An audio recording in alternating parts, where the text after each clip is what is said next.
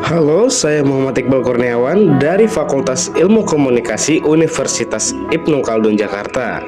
Saat ini saya sedang berada di daerah Kedoya, Jakarta Barat untuk mewawancarai warga sekitar mengenai isu politik menjelang tahun 2024 di Indonesia. Nah, bagaimana kira-kira tanggapan mereka atau tanggapan warga sekitar di daerah sini mengenai pemerintahan yang akan datang dan apa harapan mereka kira-kira. Mari ikuti saya dan simak video ini. Nah, untuk Ibu sendiri, apakah sudah tahu pada tahun 2024 nanti kita akan ada pemilihan presiden dan Pak Jokowi sudah tidak bisa mencalonkan sebagai presiden lagi? Tahu. Lalu melihat pemerintahan Pak Jokowi, menurut Bapak atau Ibu, program apa yang perlu dilanjutkan? Sepertinya sih infrastruktur ya. Infrastruktur. Ya. Nah, lalu pemerintah tidak ada yang 100% sempurna pasti Ibu. Ada saja pasti kekurangannya. Dan sebagaimana pembelajaran pemerintahan berikutnya, apa sih yang perlu ditambahkan atau yang belum ada di pemerintahan Pak Jokowi ini? Apa ya? Saya nggak bingung. Mungkin lapangan pekerjaan kali harus ditambahkan. Penambahan lapangan pekerjaan ya Bu ya? Iya. Oke. Lalu menurut Ibu, mana yang lebih penting? Sosok presiden yang tampak merakyat, presiden yang gagah, atau presiden yang cerdas? Presiden yang cerdas. Kalau tidak cerdas, pasti akan itu dengan negara-negara lain. Direndahkan mungkin gitu Bu ya? Direndahkan negara lain. Oke, lalu bagaimana sih kira-kira nih kriteria Ibu untuk seorang presiden yang diharapkan? Bisa bagi-bagi sembako. Jadi kriteria yang suka berbagi Bu ya? Iya. Oke, lalu ada apa tidak ada nama atau sosok yang memiliki kriteria sesuai harapan Ibu gitu? Ya seperti Pak Ahok. Pak Ahok. Iya. Oke, berarti Pak Basuki Bu ya? Ya Basuki. Oke, lalu menurut Ibu Indonesia lebih baik dipimpin oleh partai apa nih kira-kira nih? Aduh, saya nggak ngerti tentang partai nih. Oke, jadi untuk partai Ibu nggak ada pro kontra Bu ya? Iya. Oke, lalu apa harapan Ibu terhadap pemerintahan berikutnya di tahun 2024? Bisa melihat rakyat kecil, jangan korupsi, ya kan? Baik.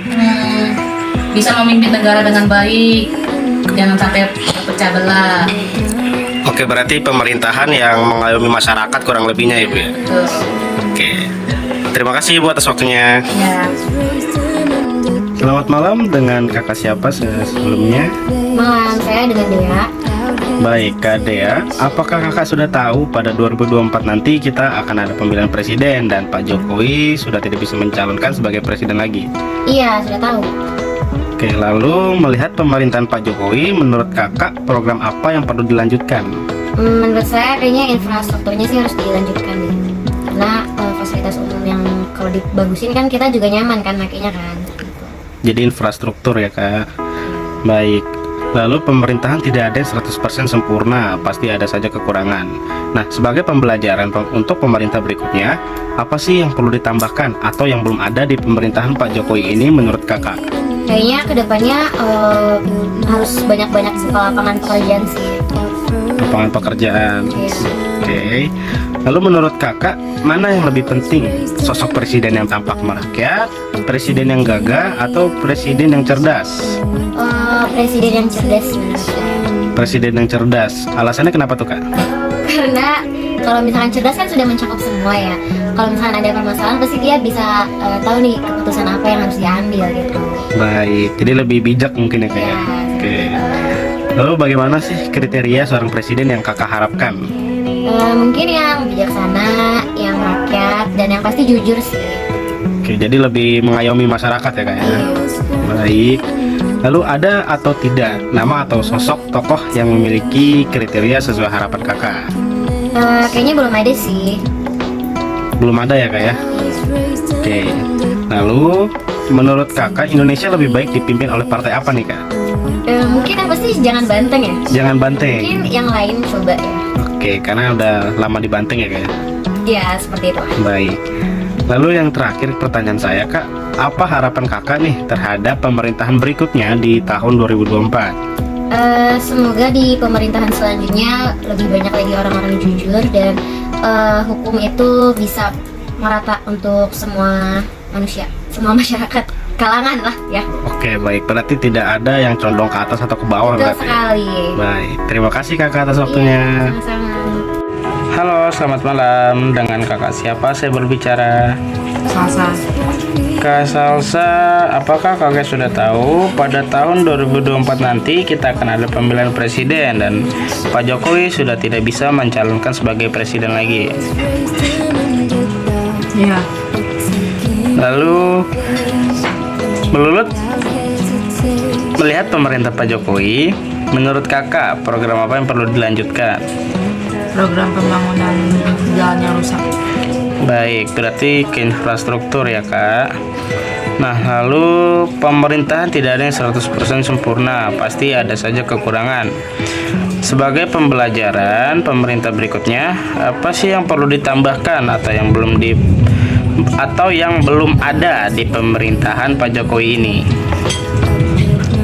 Penambahannya peningkatan keamanan Indonesia agar berkurangnya kejahatan seperti copet, pembegalan atau pemerkosaan. Baik, jadi kriminalitas berkurang ya kak ya. Nah, berikutnya menurut kakak mana yang lebih penting? Sosok presiden yang merakyat, yang gagah, atau yang cerdas? Yang cerdas. Baik, yang cerdas. Nah, bagaimana sih kriteria seorang presiden yang kakak harapkan? Presiden yang bisa membangun negara menjadi negara yang sejahtera. Membangun negara menjadi lebih sejahtera. Baik. Berikutnya, ada atau tidak nama atau sosok tokoh yang memiliki kriteria sesuai harapan kakak?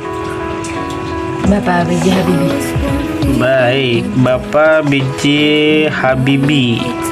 Nah, berikutnya, menurut kakak, Indonesia lebih baik dipimpin oleh partai apa untuk saat ini? Partai Perindo. Partai Perindo ya kak ya. Nah, ini pertanyaan yang terakhir. Apa harapan kakak terhadap pemerintahan berikutnya di tahun 2024? Harapan saya semoga Indonesia jauh lebih maju dan berkurangnya korupsi di Indonesia. Jadi Indonesia lebih maju dan berkurangnya korupsi di Indonesia. Baik, terima kasih kak atas waktunya. Selamat malam. Baik, selamat malam. Jadi itulah wawancara yang telah saya lakukan. Dari 3 narasumber, saya mengambil kesimpulan bahwa kebanyakan rakyat Indonesia mengharapkan pemimpin yang cerdas agar mereka bisa lebih bijaksana dan mengerti tentang ekonomi mungkin atau hal lainnya yang berdampak Indonesia menjadi lebih sejahtera. Dan untuk partai-partai, ada beberapa atau mungkin ada partai yang di blacklist. Contohnya Partai Banteng. Seperti itu kesimpulan dari saya. Terima kasih, selamat malam dan sampai jumpa.